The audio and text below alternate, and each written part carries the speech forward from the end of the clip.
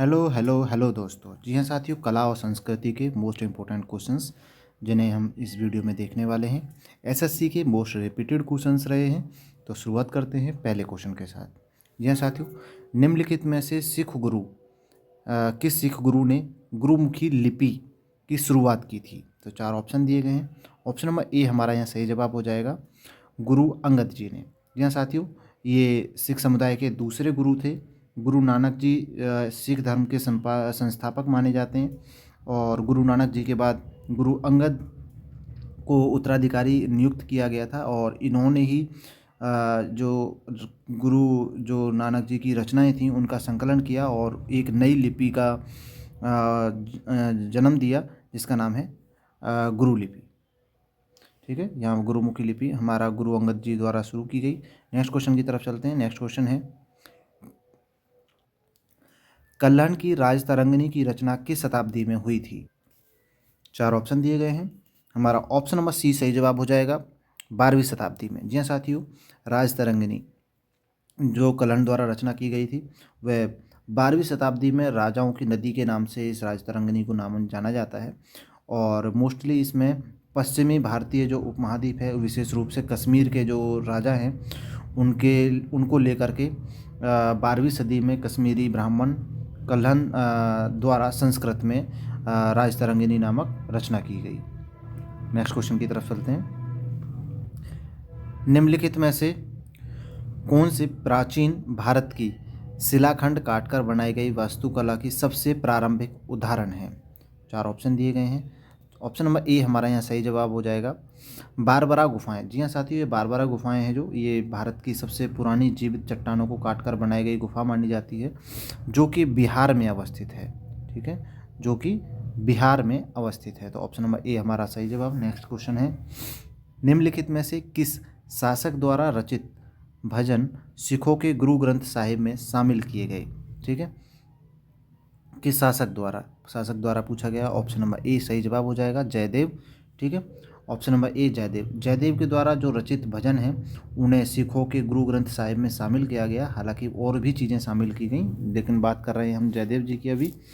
और ये भजन संस्कृत और पूर्वी अपभ्रंश के मिले हुए थे, और ये बताते हैं कि गुरु नानक जी पर जयदेव की जो रचनाएं हैं उनका किस तरह से प्रभाव पड़ा था। नेक्स्ट क्वेश्चन की तरफ चलते हैं। जैंड अवेस्ता किसकी पवित्र पुस्तक है? ठीक है, चार ऑप्शन दिए गए हैं। ऑप्शन नंबर सी हमारा सही जवाब हो जाएगा, पारसी। ठीक है, पारसियों की पवित्र पुस्तक है जैंड अवेस्ता, जिस तरह से हिंदू धर्म की गीता पुस्तक है। नेक्स्ट है रुक्मणी देवी अरुंडेल निम्नलिखित में से किस नृत्य शैली से संबंधित हैं? किस नृत्य शैली से? तो चार ऑप्शन दिए गए हैं। ऑप्शन नंबर बी हमारा सही जवाब हो जाएगा, भरतनाट्यम से संबंधित हैं। जी हाँ, रुक्मणी देवी नीलकंठा ये शास्त्री एक भारतीय धर्मशास्त्री, नर्तकी और भरतनाट्यम की कोरियोग्राफर है ना। कोरियोग्राफर के साथ साथ जो पशु अधिकार हैं उनका और कल्याण है उनके लिए भी काम करती हैं। तो ऑप्शन नंबर बी हमारा यहाँ सही जवाब हो जाएगा। नेक्स्ट क्वेश्चन है, भारत की सबसे बड़ी नंदी प्रतिमा, ठीक है, सबसे बड़ी नंदी प्रतिभा निम्नलिखित में से किस मंदिर में पाई जाती है? किस मंदिर में पाई जाती है नंदी की प्रतिभा? तो ऑप्शन नंबर डी हमारा सही जवाब हो जाएगा, लोपाक्षी मंदिर, आंध्र प्रदेश में। ठीक है, तो ये लेपाक्षी मंदिर है जिसमें वीरभद्र जो भगवान हैं उनके नाम से मंदिर जाना जाता है। आंध्र प्रदेश का एक ज़िला है अनंतपुर, वहाँ पर एक छोटा सा गांव है, और उस गांव में अनंतपुर ज़िले में ये लेपाक्षी मंदिर है, जहाँ पर ये जो वास्तुकला है इसका एक उत्कृष्ट नमूना देखने के लिए मिलता है, और सबसे विशाल नंदी प्रतिमा का है यहाँ पर, और इसी लिए ये प्रसिद्ध भी है। नेक्स्ट क्वेश्चन की तरफ, चंडीगढ़ शहर का डिज़ाइन किसने तैयार किया? बहुत शानदार क्वेश्चन है। चंडीगढ़ शहर का डिज़ाइन, ऑप्शन नंबर ए हमारा यहाँ सही जवाब हो जाएगा, ले कोर्बुजिए। जी हाँ साथियों, चंडीगढ़ शहर है, काफ़ी आप गूगल मैप पर भी देखोगे तो बहुत अच्छी तरह से डिज़ाइन किया गया है। और ये उस समय के हमारे प्रथम प्रधानमंत्री जवाहरलाल नेहरू, पंडित नेहरू जी का सपना था ऐसा नगर बसाने का, जिसको लेकर ये योजना बनाई गई। और फ्रांसीसी वास्तुकला कलाकार जो ले कार्बूशियन हैं उन्होंने ये बनाया, और लगभग लगभग जो शिवालिक हमारी पर्वतमाला है उसकी तलहटी में स्थित किया चंडीगढ़ को। और कह सकते हैं कि इसे भारत की जो 20वीं सदी की शहरी नियोजन और आधुनिक वास्तुकला है उसका सर्वश्रेष्ठ जो प्रयोग किया गया माना जाता है, कि ले कुर्बुजिए द्वारा चंडीगढ़ शहर को डिज़ाइन दिया गया। नेक्स्ट क्वेश्चन की तरफ चलते हैं। निम्नलिखित में से कौन सा सिंधु घाटी सभ्यता की सबसे महत्वपूर्ण विशेषताओं को दर्शाता है? ठीक है, ऑप्शन ए पूर्ण मेहराब वाली इमारतें, पकी हुई मिट्टी की ईंटों का उपयोग, धूप में सुखाई गई मिट्टी की ईंटों का उपयोग, इनमें से कोई नहीं। ऑप्शन नंबर बी हमारा सही जवाब हो जाएगा, पकी हुई ईंटें। जब हम देखते हैं तो वहाँ पर हमें मिलता है कि पकी हुई ईंटें सबसे ज़्यादा पहले देखने को मिलती हैं सिंधु घाटी सभ्यता में।